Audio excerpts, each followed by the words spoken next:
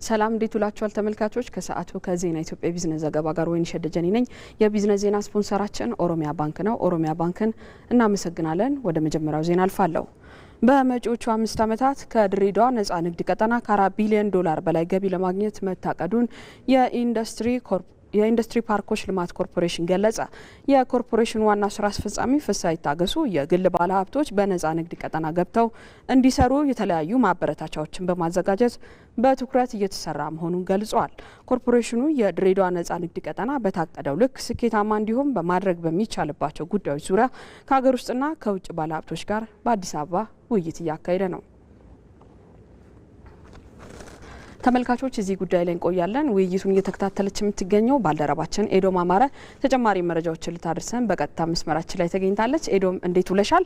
ከነጻ ንግድ ቀጠናው እስካሁን የተገኘው ገቢ ምን ያህል ነው? ከዛም ባለፈ ደግሞ የምክክር መድረኩ ገቢውን ከማሳደግ አንጻር የሚኖረው ፋይዳስ እንዴት ይገለጻል የሚለውን መረጃዎችን አድርሽን። አመሰግናለሁ ወይንሸት እንደምን ውለሻል። የኢንዱስትሪ ፓርኮች ልማት ኮርፖሬሽን በቀጣይ 5 ዓመታት ከ4 ቢሊዮን ዶላር በላይ ከገቢና ወጪ ንግድ ለማግኘት በድሬዳዋ ነጻ ንግድ ቀጠና በኩል ማለት ነው ለማግኘት እቅድ መያዙ ተገልጿል። እንግዲህ ቀደም ሲል አንቺም እንዳልሽው ከሀገር ውስጥና ከውጭ ባለሀብቶች ጋርም ይህንኑ በተመለከተ ውይይት ሲካሄድ ቆይቷል። እንግዲህ የኢንዱስትሪ ነጻ ንግድ ቀጠና ወደ ስራ ከገባ 11 ወራትንም አስቆጥሯል። በዚህ 11 ወራት ውስጥ ደግሞ 100 ሚሊዮን ዶላር የሚጠጋ ምርት ወደ ሀገር ውስጥ መግባት መቻሉም ተገልጿል። የነጻ ንግድ ቀጠናው እንግዲህ በታቀደለት ልክ እየሰራም እንዳልሆነ የኢንዱስትሪ ፓርኮች ልማት ኮርፖሬሽን ዋና ስራ አስፈጻሚ ፍስሐ ይታገሱ ተናግረዋል። ነገር ግን ከዚህ በኋላ እቅዱን ለማሳካት ከሀገር ውስጥም ከውጭ ባለሀብቶችም ምርቶቻቸውን ወደ ውጭ ከሚልኩና ወደ ሀገር ውስጥ ምርቶቻቸውን ከሚያስገቡ ባለሀብቶች ጋር በጋራ ለመስራት ማበረታቻዎችን በማዘጋጀትና የተለያዩ ነገሮችን በማዘጋጀት ዝግጅቱን ማጠናቀቁን ተናግረዋል። እንግዲህ በዚህ የንግድ ቀጠና ላይ ተሳታፊ ለመሆንም የውል ስምምነትን ፈጽመው እየተጠባበቁ ያሉ በርካታ ባለሀብቶችም እንደዚሁ ተገልጿል። እስካሁን ድረስ 45 ባለሀብቶች በነጻ የንግድ ቀጠናው ገብተው ስራቸውን ጀምረዋል።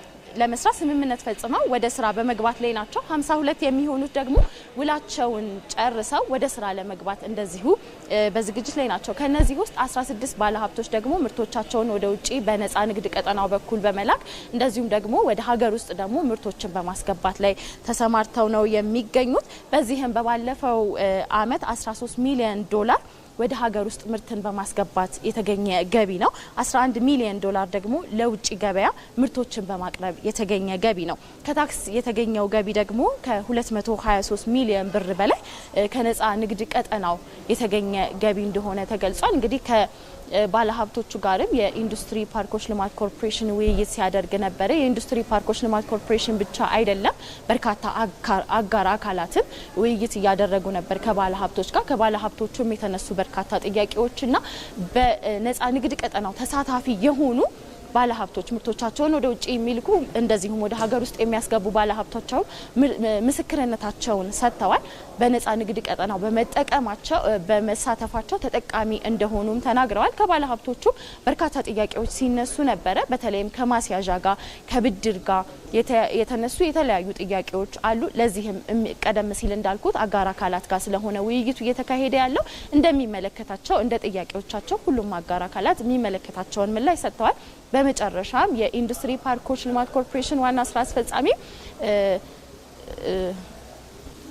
ምንም አይነት የማይፈታ ችግር የለም፣ ባለሀብቱ ከኢንዱስትሪ ፓርኩ ጋር ተቀራርቦ በመነጋገር ችግሮችን መፍታት ይችላል።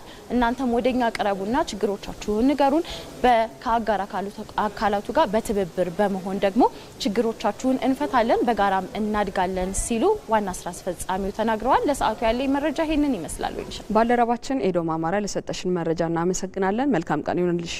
ተመልካቾቻችን የዜና ኢትዮጵያ ቢዝነስ ዘገባችን እንደቀጠለ ነው። ከሰሞኑ የተጀመረው የካሜራ ቁጥጥር ስራ ብልሹ አሰራርና ማጭበርበርን ለመከላከል እያስቻለ መሆኑን የመርካቶ አካባቢውና ነጋዴዎች ተናገሩ። ካሜራ የተገጠመለትን ዩኒፎርም በመልበስ የደረሰኝ ቁጥጥር ስራን የሚያከናውኑ ሰራተኞችም ቴክኖሎጂውን በራስ መተማመናቸውን እንዳሳደገላቸውም ገልጿል። የአዲስ አበባ ገቢዎች ቢሮ ቴክኖሎጂውን በሁሉም የከተማው የንግድ ስፍራዎች ተግባራዊ ማድረጉንም አስታውቋል። ኤዶም አማረ ተጨማሪ አላት። ዲጂታል ኢትዮጵያ 2030 ስትራቴጂ ካስቀመጣቸው ግቦች መካከል የአገልግሎት አሰጣጥን ማዘመንና ለዜጎች የተቀላጠፈ አገልግሎት መስጠት ይገኝበታል።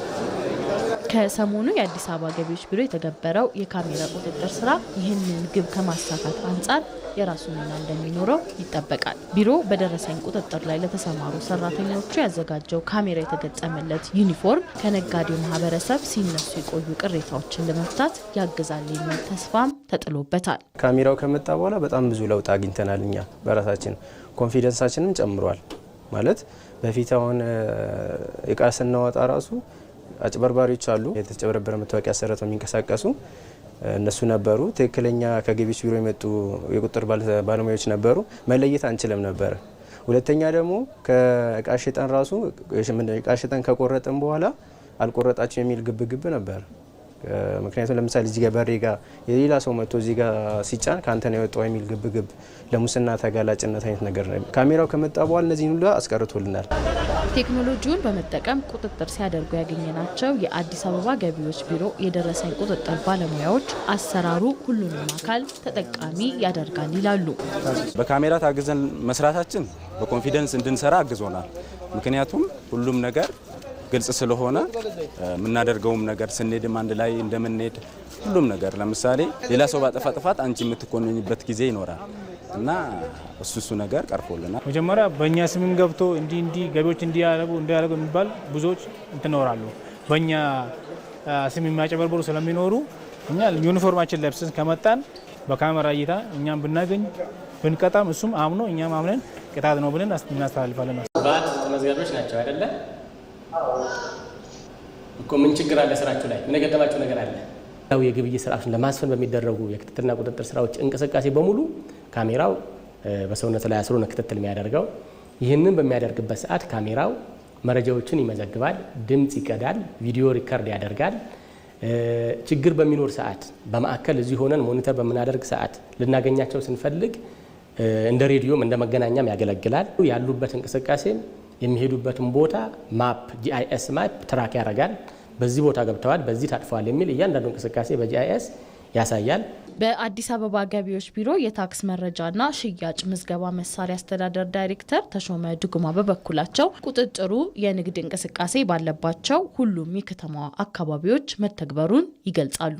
ቦዲ ወርን ካሜራ ቴክኖሎጂ ያው አጠቃላይ የህግ ማስከበር ስራችን አንድ ደረጃ ከፍ ለማድረግ ታስቦ የመጣ ቴክኖሎጂ ነው። ይህ ቴክኖሎጂ አስፈላጊነቱን ስንመለከት በዋናነት አጠቃላይ የህግ ማስከበር ስራችን ስንሰራ ግልጸኝነት ለመፍጠርና የሚሰሩ የህግ ማስከበር ስራዎች ፍትሐዊነትን ከማስጠበቅ አኳያ ከግብር ከፋዮች የሚነሱ ቅሬታዎችን በቀላሉ ለማመለስ በሚያስችል መልኩ ስለሚረዳን እንደ ከተማ በሁሉም አካባቢ በሁሉም ክፍለ ከተሞች ላይ ተግባራዊ ተደርጓል።